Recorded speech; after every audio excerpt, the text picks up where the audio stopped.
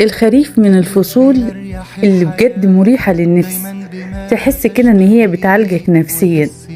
الاشجار الملونة وورق الشجر، بجد الواحد بيحس بارتياح نفسي كبير جدا جدا، وخصوصا لما يكون الواحد عايش في غربة وبعيد عن اهله وناسه واخواته.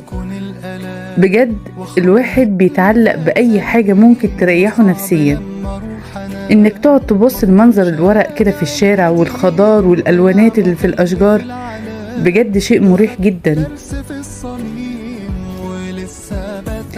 اوقات الواحد بيحسس نفسه بالسعادة لان مفيش حد هيحسسك بيها.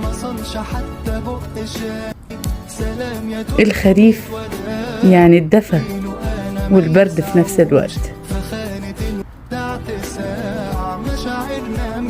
استمتعوا بالحياة عشان تحبوا